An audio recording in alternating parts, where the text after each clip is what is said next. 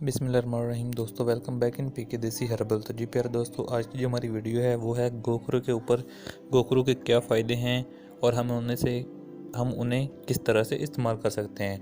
कुदरत ने जितनी भी चीज़ें बनाई हैं सभी इंसान के लिए बड़ी फ़ायदेमंद हैं, लेकिन हमें इनकी अफादियत के बारे में मालूम ही नहीं है। और इल्म ये है कि हमें इनके नाम भी मालूम नहीं है।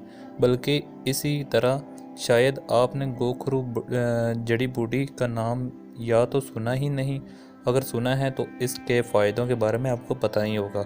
आज हम आपको इसके फ़ायदे भी बताएंगे और हम इसे बताएंगे कि आपकी ज़िंदगी में ये किस तरह से ये अच्छी साबित हो सकती है, जो कि आपको कोई हकीम ही शायद बता सकता है इसके बारे में।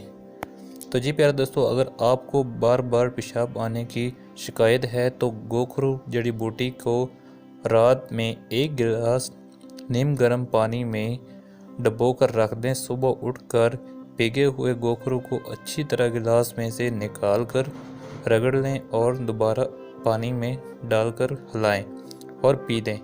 ये नुस्खा सिर्फ बूढ़ों के लिए ही नहीं, बच्चे भी इस नुस्खे से फ़ायदा उठा सकते हैं। शुगर कंट्रोल करने के लिए भी यही तरीका इस्तेमाल है। गुर्दों को ताकत देने और इन्हें फ़ाल बनाने में भी गोखरू आपकी मदद करता है। गुर्दों में पथरी बनने नहीं देगा, और जिन लोगों के गुर्दों में पथरी होती है उनके लिए ये एक मुफीद दवाई साबित होता है। बालों में खुश्की और सिकरी के मसाइल अगर हैं तो यही भीगे हुए गोखरू के पानी को सर में लगाएं, अफाका होगा। बालों की मजबूती के लिए ये बड़ा कारआमद है। इन पत्तों को साफ करके सरों के तेल में पका लें और बालों की जड़ों में मालिश करके लगाएं। ये आपके बालों को घना और चमकदार बनाने में मदद देता है।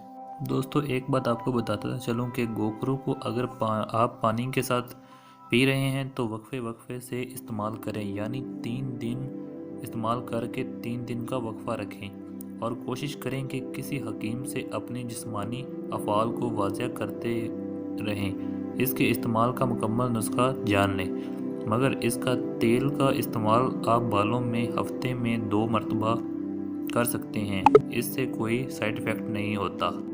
जी प्यारे दोस्तों, अगर वीडियो अच्छी लगी हो तो हमारा चैनल ज़रूर सब्सक्राइब कर दें और साथ साथ खड़े बेल आइकन को क्लिक करना ना भूलिएगा। Thank you for watching.